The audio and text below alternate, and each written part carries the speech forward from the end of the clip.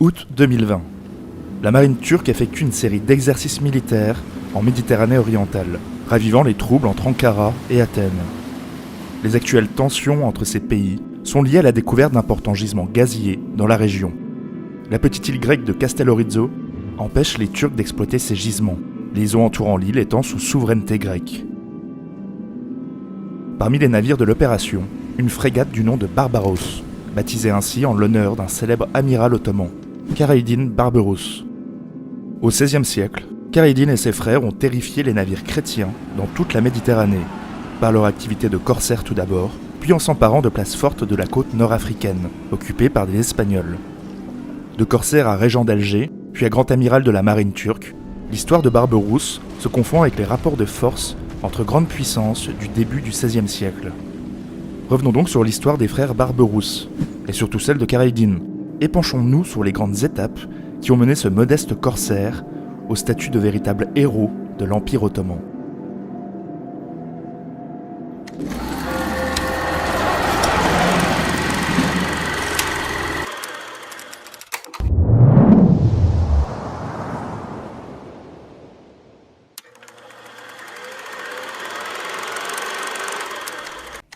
« 1462. L'actuelle île de Lesbos, nommée Mytilène, aux mains des Génois depuis 2 siècles, est conquise par les Ottomans, alors en pleine expansion. Un potier d'origine albanaise, converti à l'islam, et ancien marin du sultan du nom de Yakup Reis, vit avec sa femme Catalina, veuve d'un prêtre grec.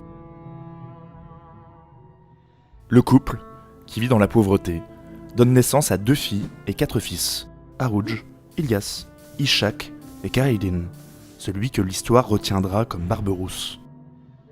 Il devient potier à son tour, mais c'est Harouj qui, dans un premier temps, devient un marin expérimenté. Il revend les poteries de son père à l'aide d'un petit bateau, avant de se lancer dans la grande aventure, la course. La course désigne les opérations navales menées par des corsaires, qui sont au service d'un souverain.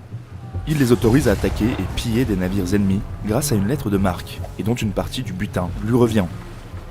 Le pirate, quant à lui, travaille pour son propre compte, mais les méthodes d'attaque restent les mêmes.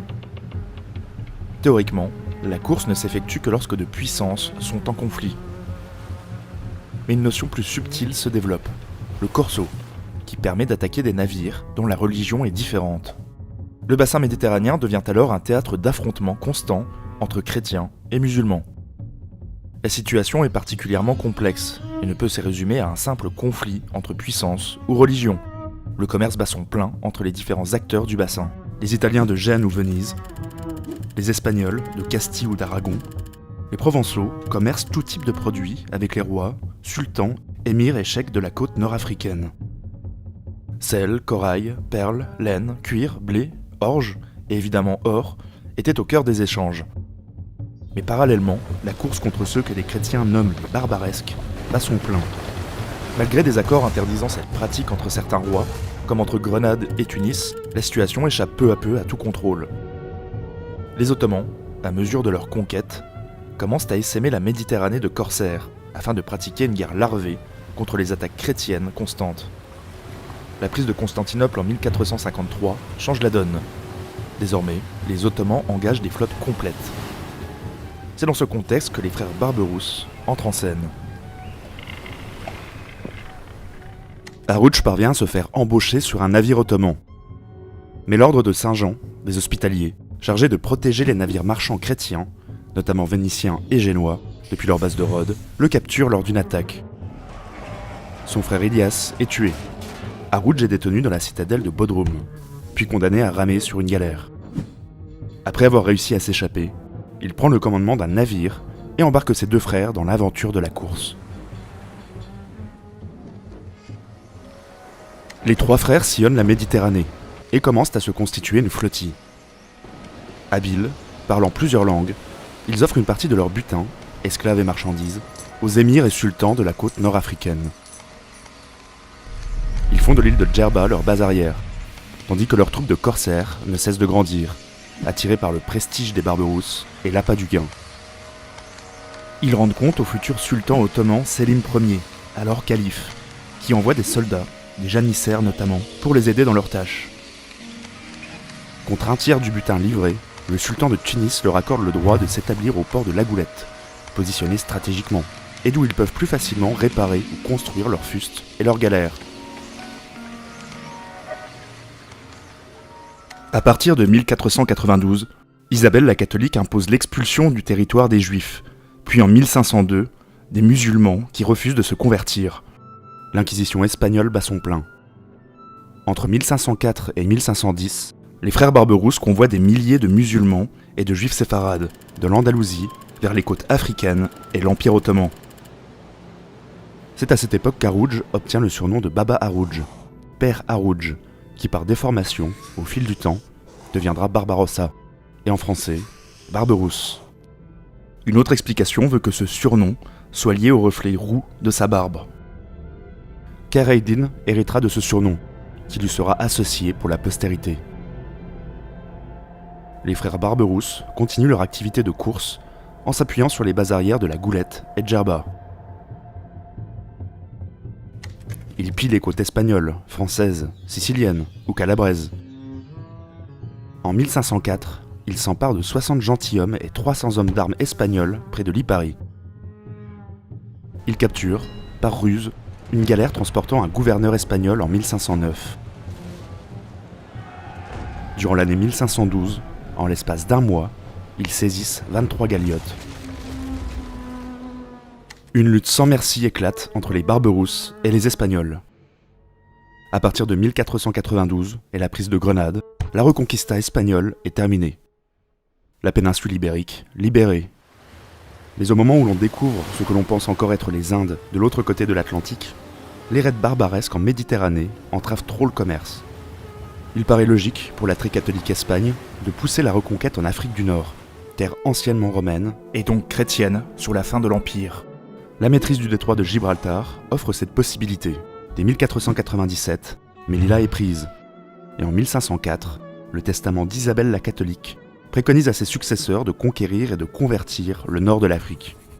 D'autant que les divisions internes et les rivalités sont nombreuses entre les familles régnantes du Maghreb, les Ouattacides de Fès, les Ianides de Tlemcen ou les Hafsides de Tunis, auxquels il faut rajouter les Bédouins et les Maures. En quelques années, plusieurs villes côtières tombent aux mains des Espagnols. Beaucoup de rois sont contraints de devenir vassaux de Ferdinand le Catholique. Mais la présence espagnole n'est pas uniforme, et se matérialise surtout par une présence militaire sur quelques places fortes côtières, et non à l'intérieur des terres. Les Barberousse ne restent pas inactifs. Ils enlèvent Djilel aux Génois en 1512. La même année, ils attaquent une autre ville, Bougie, prise en 1510 par les Espagnols. La situation est particulièrement confuse dans la région. Le roi est chassé par les Espagnols, ce qui ouvre une crise de succession. Deux royaumes sont créés par des prétendants au trône. Celui de Beni Abbès et le royaume de Koukou, par Ahmed Ben el-Hadi, qui fédère les tribus kabyles. Les Barberousse viennent finalement au secours du roi qui a fui en 1510. Ils attaquent Bougie à la tête de 1000 Turcs, aidés de 3000 morts du roi. Mais la résistance des Espagnols est acharnée. Un tir de Focono brise le bras d'Harouj, qui doit être amputé. La campagne pour reprendre Bougie est arrêtée. Les frères repartent en course et font de nombreuses prises, d'esclaves et de butin. Une nouvelle expédition est organisée pour reprendre Bougie en 1514. Nouvel échec, bien plus grave, puisque ces navires échouent avec le reflux de la mer. Harouj se réfugie à Djilel et se reconstitue une flotte et une armée. Mais en 1516, le destin s'apprête à lui sourire. Après la mort du roi d'Espagne, Ferdinand le Catholique, la population d'Alger se soulève contre l'oppresseur, d'autant que les Espagnols ont installé une forteresse sur l'un des îlots entourant la ville, le Peñón. L'élite commerçante n'a pas confiance en son émir, Salim el-Toumi, et envoie des émissaires aux Barberousse pour libérer Alger et leur offrir une base sûre pour leurs navires. Tandis que Kheyr ed-Din conduit la flotte, qui se positionne devant Alger, Harouj fait un détour par Tcherchel, afin d'y déloger un corsaire concurrent, ancien allié, qui risque de devenir trop puissant. Harouj le fait décapiter.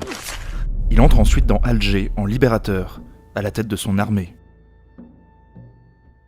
Il commence à bombarder le Peñón, tout en renforçant ses troupes.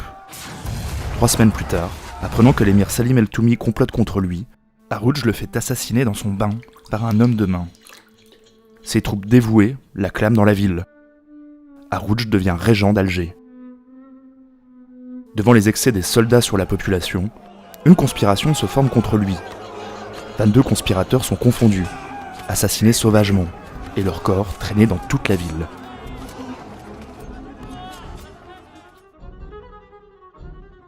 Les Espagnols réagissent rapidement.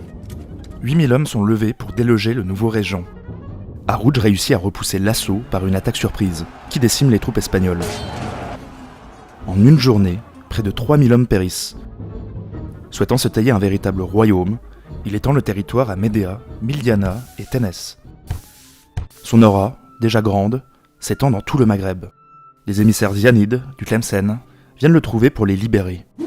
Le souverain légitime a été jeté en prison par son frère, qui s'est allié aux Espagnols. Le roi usurpateur est battu par Harouj et fuit pour Oran. Harouj libère le sultan légitime, mais le fait ensuite pendre aux galeries de son propre palais avec son turban. Il décime ensuite sa famille. Le gouverneur espagnol de Oran, le marquis de Comares, et l'usurpateur qui a fui, contre-attaquent. La forteresse de Kahala, tenue par Ishaq Barberousse, est reprise. Le troisième frère est tué lors de l'attaque. L'armée se dirige vers Tlemcen. La ville est en révolte face à la cruauté d'Harouj. Il préfère fuir la nuit, mais est rattrapé par les Espagnols. Exécuté, la tête d'Harouj est exposée sur la grande porte d'Oran, son corps cloué au mur de Tlemcen. Khaleddin est désormais le dernier des Barberousse. En hommage à son frère, il se fait teindre la barbe au henné. Après une période d'abattement, il renforce les défenses d'Alger et des garnisons dans les forts. Le nouveau roi d'Espagne, Charles de Habsbourg, futur Charles Quint, envoie un homme expérimenté, Hugo de Montcade, reprendre Alger. Une tempête décime les navires et une fois débarqués, les troupes ne résistent pas aux assauts de Khaleddin et sont taillées en pièces. Charles Quint offre 20 000 ducats à Barberousse pour la libération des prisonniers. Refus net du régent d'Alger, qui exécute 36 prisonniers. Comprenant la précarité de sa situation face à un si grand empire, Khaleddin se tourne officiellement vers le sultan ottoman, afin de devenir son vassal. Sélim Ier accepte l'hommage et lui envoie 2000 janissaires, d'autant que l'année d'avant, les Mamelouks d'Égypte ont été vaincus par les armées ottomanes, ce qui pourrait permettre de prendre en tenaille la régence de Tripoli, encore sous le contrôle hafside lié aux Espagnols. La régence d'Alger devient un véritable état d'empire. Barberousse administre Alger avec plus de soin que son défunt frère. Il ramène le calme en faisant de la ville une place commerciale où la marchandise des butins est échangée, mais aussi un lieu d'armement et de recrutement. Il s'entoure d'hommes fidèles qui administrent la ville, que l'on nomme caïds. En 1520, Khaleddin lance une expédition contre le royaume de Koukou. Il subit un grave revers sur la plaine d'Isser, ce qui ouvre la route d'Alger à Ahmed Ben el-Hadi, qui devient roi d'Alger et de Koukou. Barberousse implante sa nouvelle base à Djilel et repart en course.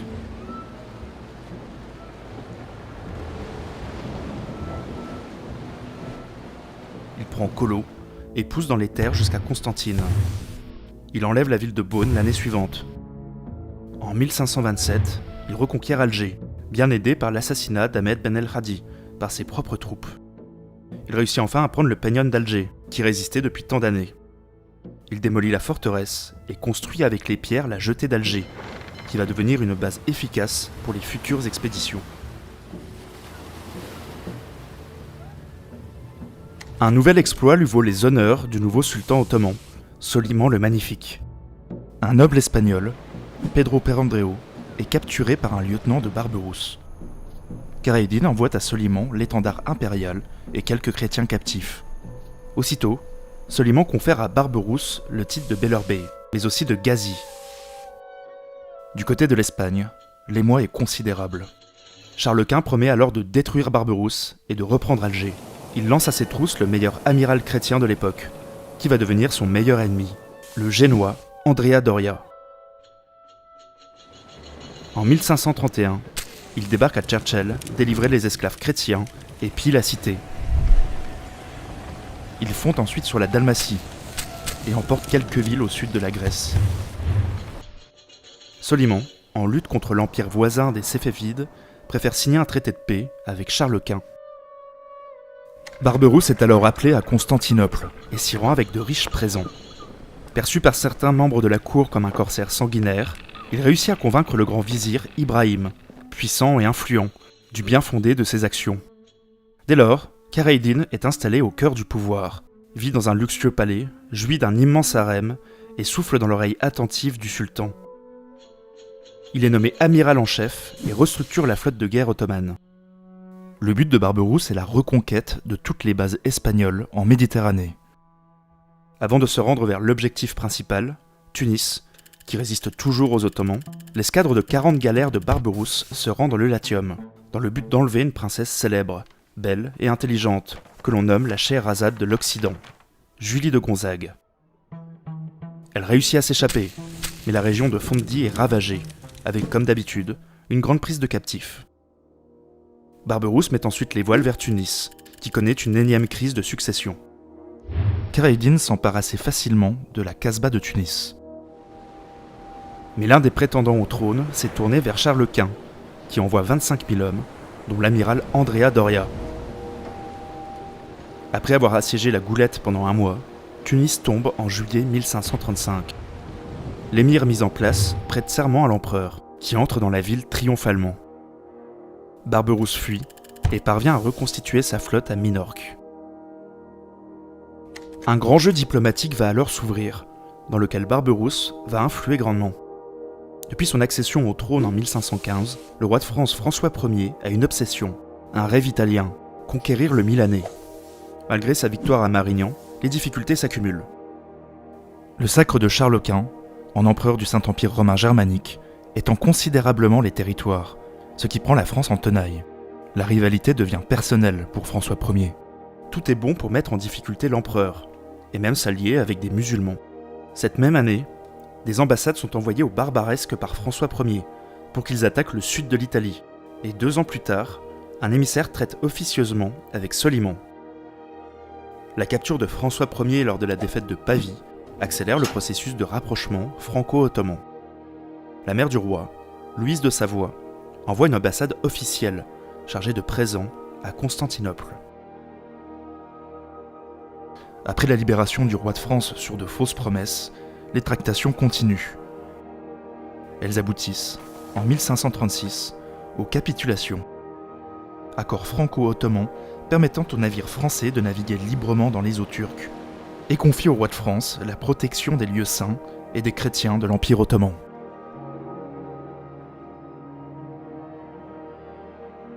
En 1538, Andrea Doria ruse pour s'emparer de galères turques. Il hisse un pavillon vénitien, théoriquement neutre, pour approcher les navires ottomans, puis les attaque. Soliman, excédé, déclare la guerre à Venise. Barberousse prend la tête d'une expédition qui remonte l'Adriatique pour débarquer en Italie. Parallèlement, François Ier doit attaquer par le nord de l'Italie. Mais au dernier moment, il ne le fait pas. Barberousse tente de prendre Corfou sans succès, mais ravage les îles Ioniennes, puis Cythère, Égine, Naxos et les Cyclades grecques. De son côté, le pape Paul III réussit à constituer une alliance pour lutter contre les Ottomans. Venise, les Hospitaliers et Charles Quint s'allient dans la Sainte Ligue. Une flotte commandée par Andrea Doria croise celle de Barberousse à Preveza. Khâr-ed-Dîn met en déroute Doria.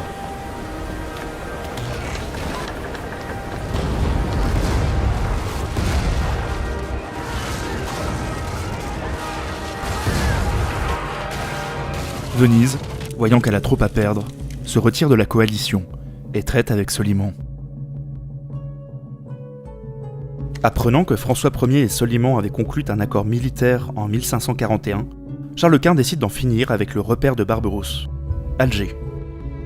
En octobre, il mène une immense armée devant la ville, défendue par un adjoint de Barberousse, Hassan Aga. Une tempête empêche de débarquer. Les pluies torrentielles rendent la poudre inutilisable, les stocks de nourriture sont trempés. La faim et la maladie s'invitent dans les rangs. Hassan Aga réussit plusieurs sorties victorieuses. C'est un désastre pour Charles Quint, qui bat en retraite. François Ier considère que le moment est venu de porter un coup fatal à l'empereur, avec l'aide de Barberousse. En avril 1543, Barberousse part de Constantinople avec 110 galères et 40 galiotes pour rejoindre les troupes du roi de France à Marseille. Il est accueilli par François de Bourbon, comte d'Enghien. Les deux capitaines décident en juin de porter le siège devant Nice, appartenant au duc de Savoie, qui est absorbé dans le Saint-Empire romain germanique. La ville est bombardée pendant 2 semaines, et rien n'y fait. La situation se dégrade entre les Français et les Turcs. Le siège est levé en septembre. Les Ottomans s'installent à Toulon pour l'hiver. 30 000 Ottomans vivent dans la ville. La cathédrale Sainte-Marie majeure est transformée en mosquée. Des jeunes gens sont enlevés jusque dans les campagnes, puis vendus comme esclaves, les biens des habitants spoliés. Au printemps 1544, il faut prendre une décision. Barberousse souhaite reprendre Tunis aux Espagnols. François Ier promet alors des troupes pour l'expédition, mais celles-ci n'arrivant pas, Barberousse se montre menaçant. Il demande en plus le paiement de la solde de ses troupes au roi de France. Finalement, François Ier cède, et au prix fort. Il verse 800 000 écus d'or, des draps en soie, des vivres et munitions, pour que l'amiral ottoman parte. Ce qu'il fait le 26 mai 1544. Kharaïddine regagne Constantinople, non sans avoir ravagé et emporté captifs et butins des villes qu'il croisait.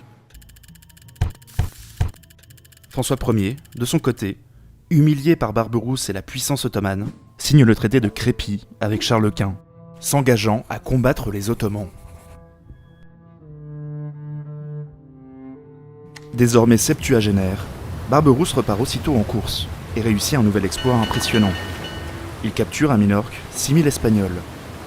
Il s'établit définitivement à Constantinople, profitant des plaisirs liés à son statut de héros. Il fait également bâtir un somptueux palais ainsi qu'une mosquée. Il meurt d'une fièvre en 1546. Un mausolée, construit quelques années plus tard, témoigne déjà de l'admiration qu'il suscitait chez ses contemporains. Considéré comme un corsaire sanguinaire par l'Occident et comme un héros en Orient, Barberousse est sans nul doute l'un des plus grands amiraux de la Renaissance et l'une des personnalités les plus fascinantes de son temps. Voilà, alors j'espère que cette vidéo vous a plu. Alors concernant cette vidéo, les tipeurs qui feront un don de 20 € ou plus recevront cette magnifique illustration originale, à tirage limité et numéroté, signée par l'illustratrice Manon Potier. Elle vous sera envoyée directement à votre adresse postale.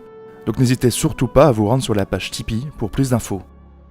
Évidemment, un énorme merci à tous les tipeurs et utipeurs qui soutiennent le développement de la chaîne. N'hésitez pas à partager et à mettre un pouce vers le haut. Encore merci d'avoir visionné et à bientôt pour un nouvel épisode.